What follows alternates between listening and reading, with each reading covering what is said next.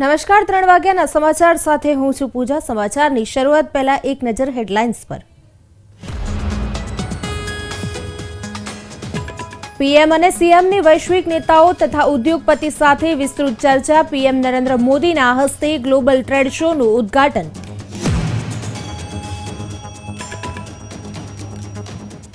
Democratic Republic of Timor लेस्तेना राष्ट्रपति साथे सीएमनी मुलाकात। जोस रामोस होर्टे कह્યું गुजरात जेवा विकासना रोल मॉडेलनो लाभ लेवा उत्सुक।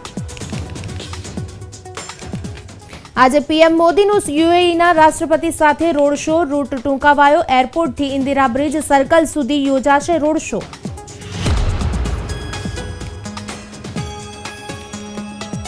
देशમાં છેલ્લા 24 કલાકમાં 475 લોકોને થયો કોરોના।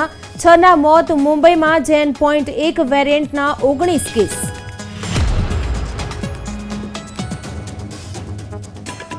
શમી સહિત 26 ખેલાડીઓ અર્જુન એવોર્ડથી સન્માનિત। બેડમિન્ટન ખેલાડી ચિરાગ શેટ્ટી અને રંકી રેડ્ડી, સાત્વિક સાઈરાજને મેજર ધ્યાનચંદ ખેલરત્ન એવોર્ડ।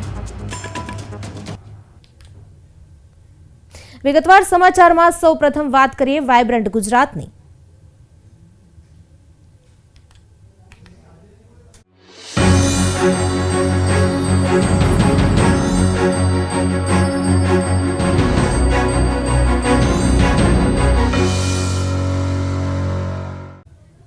વડાપ્રધાન Narendra Modi vibrant Gujarat global trade ઉદ્ઘાટન કરશે ત્યારે નરેન્દ્ર મોદીની ડેલિગેટ્સ આતુરતાથી રાહ જોઈ રહ્યા છે। વાઇબ્રન્ટ ગુજરાત ઇન્વેસ્ટમેન્ટ સમિટમાં ભાગ લેવા માટે મોટી સંખ્યામાં દેશ વિદેશથી મહેમાનો ગાંધીનગર આવી પહોંચ્યા છે।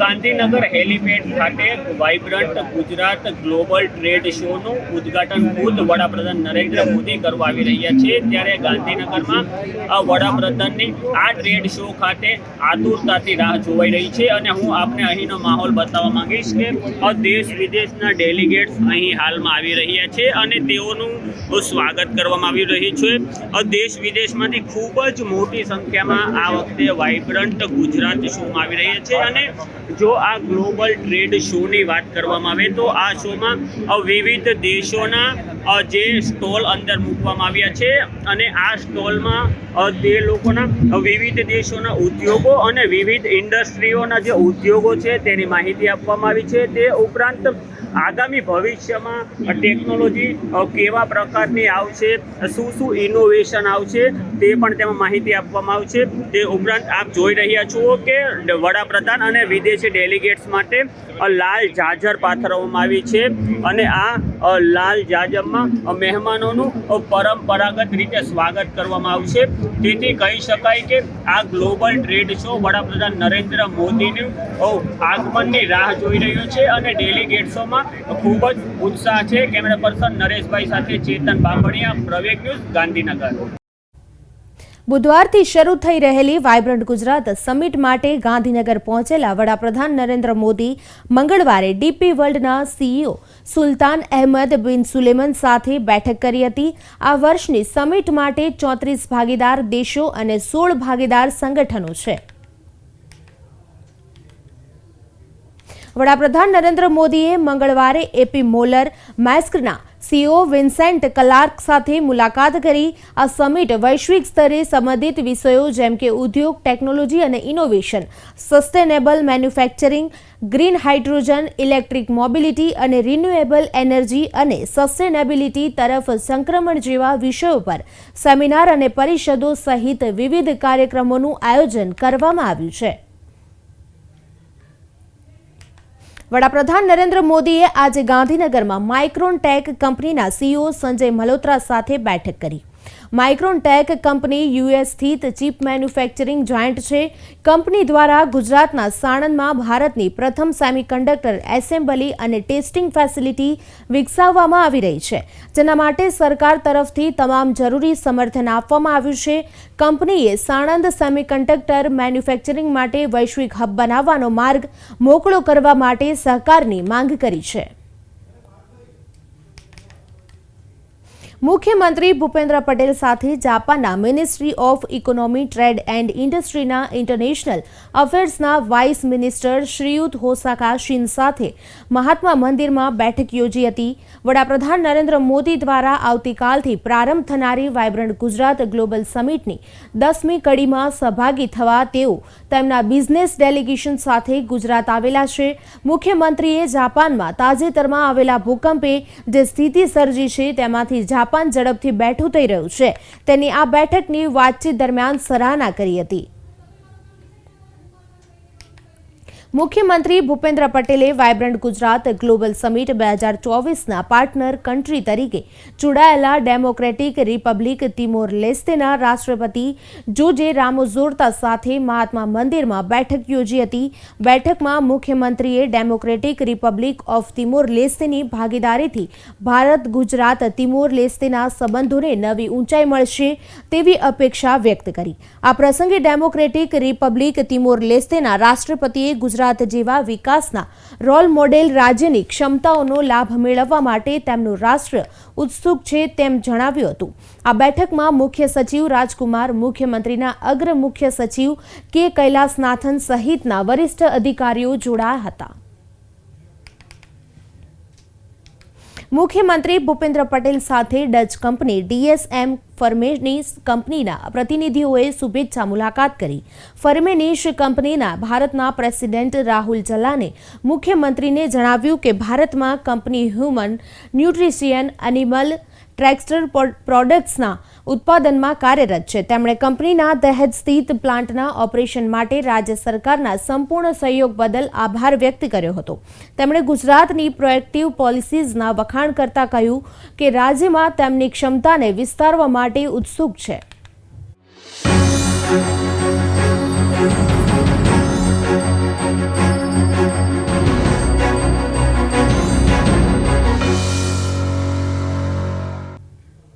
ભારતમાં કોરોના કેસમાં સતત વધારો જોવા મળી રહ્યો છે। છેલ્લા 24 કલાકમાં દેશમાં 475 લોકો કોરોના વાયરસથી સંક્રમિત થયા છે। તે સાથે જ દેશમાં એક્ટિવ કેસની સંખ્યા 3919 છે। હેલ્થ મિનિસ્ટ્રીના અપડેટ આંકડા અનુસાર ગત રોજના કોરોનાના લીધે 6 લોકોના મોત થયા હતા। દહેરાદૂનના જજરામાં ક્લોરીન ગેસ લીક થવાને કારણે આસપાસના વિસ્તારોના લોકોને શ્વાસ લેવામાં તકલીફ પડી રહી છે। ગેસ લીક થવાથી માહિતી મળતા જ SSV અજયસિંહ ટીમ સાથે ઘટના સ્થળે પહોંચ્યા હતા। આ ઉપરાંત ફાયર વિભાગ, SDRF અને NDRFની ટીમો પણ ઘટના સ્થળે પહોંચી હતી। અસરગ્રસ્ત વિસ્તારમાંથી સામાન્ય લોકોનું સ્થળાંતર કરવામાં આવ્યું છે। વર્ષોથી ખાલી પડેલા પ્લોટમાં પડેલા ક્લોરીનના सिलेंडरમાંથી गैस लीक થવાના કારણે આ ઘટના બની હતી। पड़ता है यहाँ पर एक प्लॉट में गैस रिसाव की सूचना प्राप्त हुई थी रात्रि 3 बजे। तो चूँकि पहले जब पुलिसकर्मी यहाँ पहुँचे तो पता चला कि सांस लेने में कोई दिक्कत हो रही है। इसमें हमारे फायर के और NDRF की जो है यूनिट को बुलाया गया और इन्होंने जब मास्क वगैरह पहन के चेक किया तो ये फ्लोरीन के सिलेंडर काफ़ी लगता है पुराने रखे हुए हैं प्लॉट में और इनमें रिसाव हुआ है। अब किन परिस्थितियों में यहाँ रखे गए थे, कब से रखे गए, जाँच का विषय है। लेकिन आसपास के लोगों को खाली करा दिया गया मकान को और सेफ्टी के लिए इसको यहाँ से शिफ्ट करके कहीं डंप किया जा रहा है, जिसकी कार्रवाई चल रही है। ભારતીય ટીમના ફાસ્ટ બોલર મોહમ્મદ શમીને દેશના પ્રતિષ્ઠિત અર્જુન એવોર્ડથી સન્માનિત કરવામાં આવ્યા છે। રાષ્ટ્રપતિ દ્રૌપદી મુર્મુએ મોહમ્મદ શમીને અર્જુન એવોર્ડથી સન્માનિત કર્યા છે। વર્લ્ડ કપ 2023માં શમીનું પ્રદર્શન શાનદાર રહ્યું હતું અને તેમણે ટુર્નામેન્ટમાં સૌથી વધુ વિકેટ લીધી હતી। શમીએ 7 મેચમાં કુલ 24 વિકેટ લીધી હતી। શમીનું નામ પહેલાથી જ અર્જુન એવોર્ડ માટે નોમિનેટ કરવામાં આવ્યું હતું। ભારતના શ્રેષ્ઠ પ્રદર્શન કરનારા ખેલાડીઓને રાષ્ટ્રપતિ દ્રૌપદી મુર્મુએ આજે રાષ્ટ્રપતિ ભવનમાં સમારંભમાં વાર્ષિક રાષ્ટ્રીય રમત પુરસ્કાર એનાયત કર્યા હતા। બેડમિન્ટનના સ્ટાર ખેલાડી ચિરાગ શેટ્ટી અને રંકી રેડ્ડી સાત્વિક સાઈ રાજને ધ્યાનચંદ ખેલરત્ન એવોર્ડથી સન્માનિત કરવામાં આવ્યા હતા। આ સાથે જ વિવિધ રમતોના શાનદાર પ્રદર્શન કરનાર અન્ય 26 ખેલાડીઓને અર્જુન એવોર્ડથી સન્માનિત કરવામાં આવ્યા છે।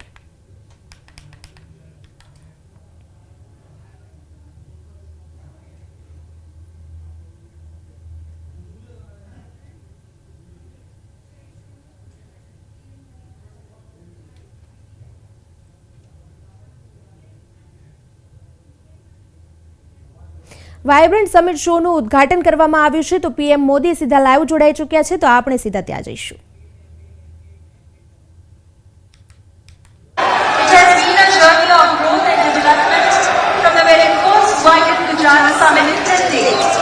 We take this opportunity to take you through this voyage by the launch of an e-compatible book titled The Summit of Success Towards Realization of Fullest Potential of Gujarat. May I request the Honorable Prime Minister, Sir, to kindly launch this book.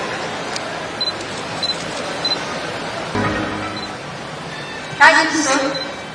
We would like to acquaint you further with the summit through a research report on the impact of 20 years of the Vibrant Gujarat Summit by the Industries Association, which covers the development of various sectors. Let's have a glimpse of the findings through this report.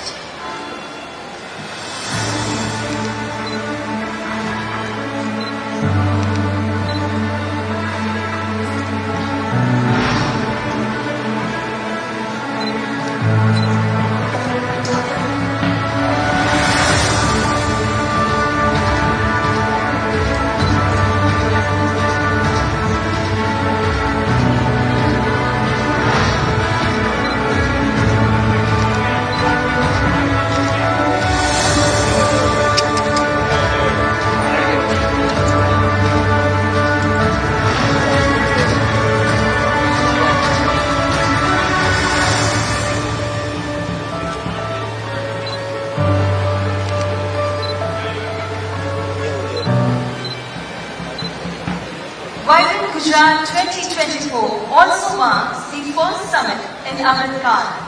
To celebrate this momentous occasion, the government has issued commemorative coins.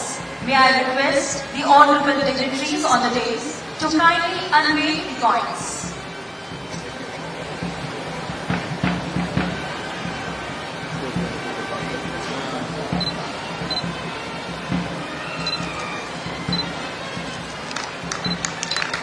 Commemorative coins issued by the government.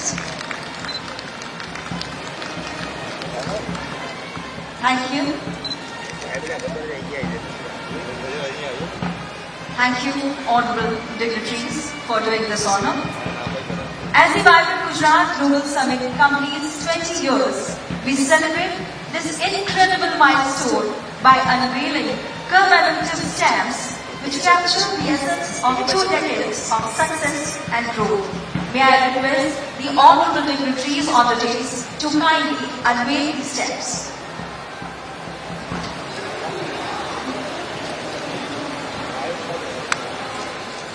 These stamps are symbol of our journey and progress through the years.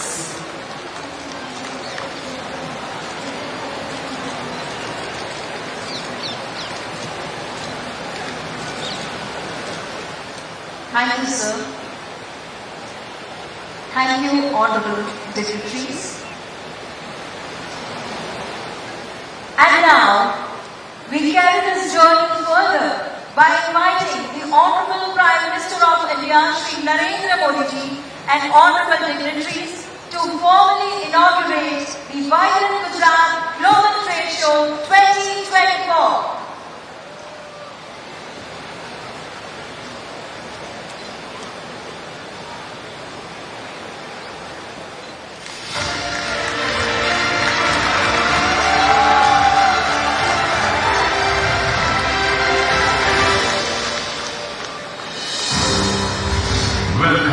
To the most epic business bonanza, the perennial highlight of the Vibrant Gujarat Global Summit, the much-awaited tapestry of trade, networking and knowledge.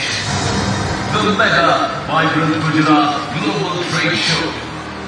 Witness the who's who of manufacturing and service sectors striving to spotlight their innovative endeavors and commitment to excellence. A remarkable platform for networking and knowledge sharing. Abundant business potential. An ocean of myriad opportunities. Exclusive reverse bias therapies. Access to vendor development programs. A real value proposition for all. Scheduled from 9th to 30th January, featuring a wide range of sectors like Make in India, Atmanirbhar Bharat, sustainability, women entrepreneurship, MSME, and techie.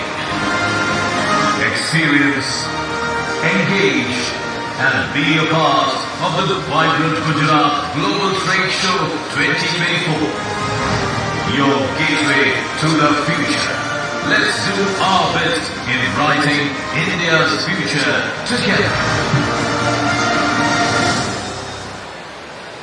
Thank you, dignitaries. And now, we request you all to kindly proceed for a tour of the Vibrant Gujarat Global Trade Show 2024. Thank you, sir. Thank you, dignitaries. Thanks once again.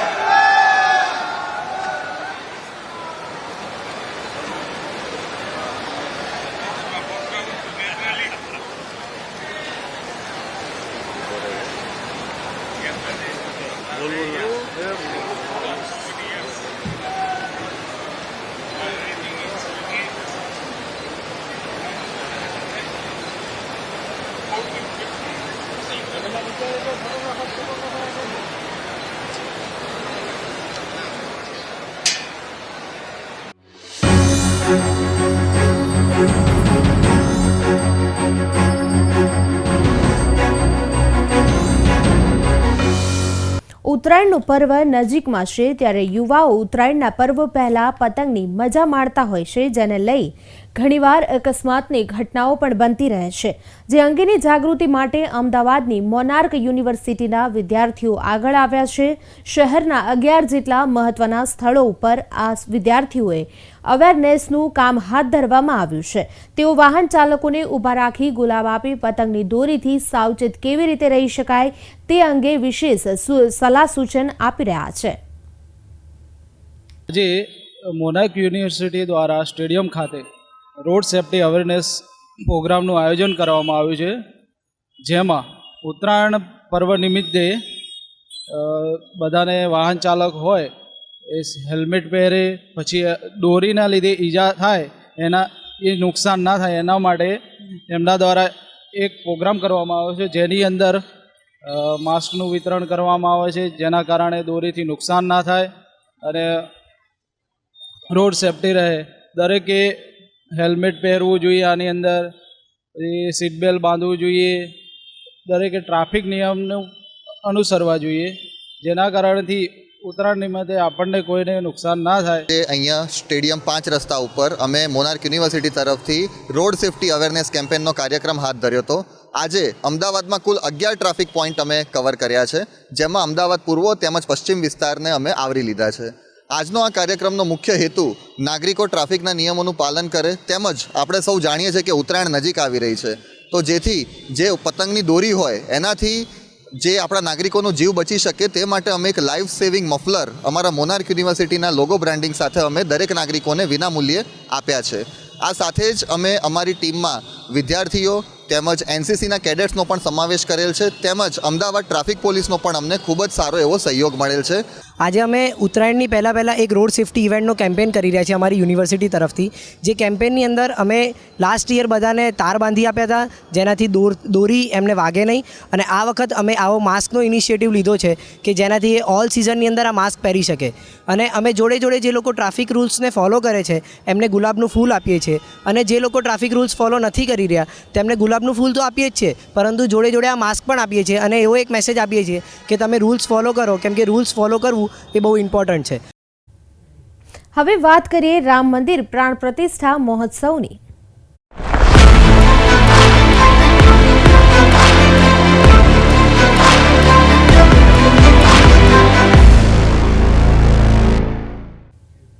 ઉત્તર પ્રદેશના મુખ્યમંત્રી યોગી આદિત્યનાથે મંગળવારે અયોધ્યામાં હનુમાનગઢી મંદિરમાં દર્શન કરીને પૂજા અર્ચના કરી. તેમણે આગામી 22મી જાન્યુઆરીના રોજ યોજાનારા રામ મંદિર પ્રાણ પ્રતિષ્ઠા સમારોહની તૈયારીઓ અંગે સમીક્ષા કરી. રામ મંદિર ટ્રસ્ટના અધિકારીઓ અને સંતો સાથે બેઠક પણ કરી. કચ્છના એક દંપતીએ લેન્સ ટેકનોલોજી વડે ફૂલો પર ભગવાન શ્રી રામના સુંદર ચિત્રો બનાવ્યા છે. ફૂલોનો ઉપયોગ અયોધ્યા રામ મંદિર અભિષેક સમારોહના દિવસે વીવીઆઈપી મહેમાનોનું સ્વાગત કરવા અને મંદિરના ગર્ભગૃહને સુશોભિત કરવામાં સહિતના ઘણા હેતુઓ માટે કરવામાં આવશે. કચ્છના રહેવાસી કિશોર અને તેમના પત્ની કવિતા ભાનુશાલી 2019થી આ ટેકનોલોજીનો ઉપયોગ કરીને ફૂલો પર સુંદર ચિત્રો બનાવી રહ્યા છે. मेक इन इंडिया के जैसे मोदी जी ने बोला कि मेक इन इंडिया, जो भी करें हम भारत में करें, इसके ऊपर जो भी तकनीक हमने यूज़ की है वो सब भारत की है. तो जो लेंस होता है उसको एक लिक्विड जो तैयार किया, वो लिक्विड और लेंस दोनों मिलकर जब ये फ्लावर्स को टच होंगे तो वो जो तस्वीर होती है वो फ्लावर्स को बनाती है. અયોધ્યા રામ મંદિર અભિષેક સમારોહ પહેલા ભગવાન રામ સાથે સંબંધિત ટેટુ કરાવનારા લોકોની સંખ્યામાં વધારો થયો છે. આવો જોઈએ વિશેષ અહેવાલ.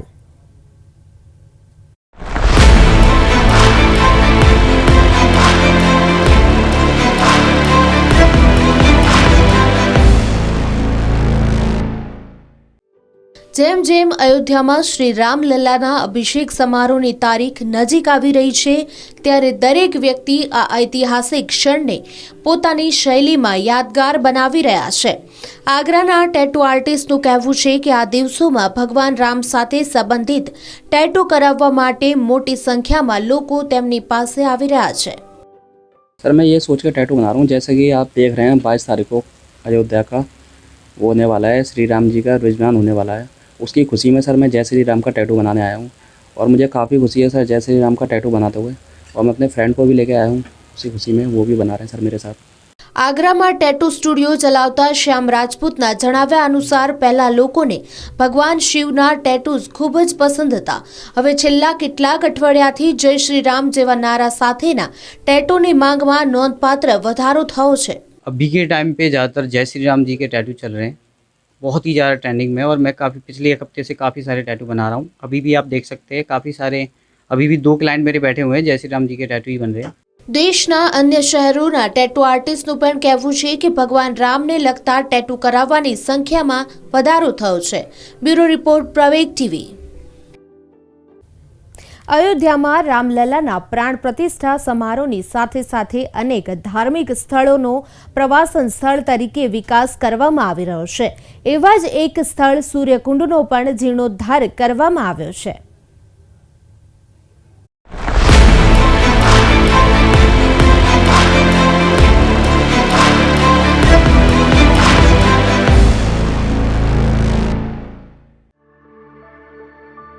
અયોધ્યાથી લગભગ 4 કિલોમીટરના અંતરે 14 કોશી પરિક્રમા માર્ગ પર પ્રાચીન સૂર્યકુંડ આવેલું છે.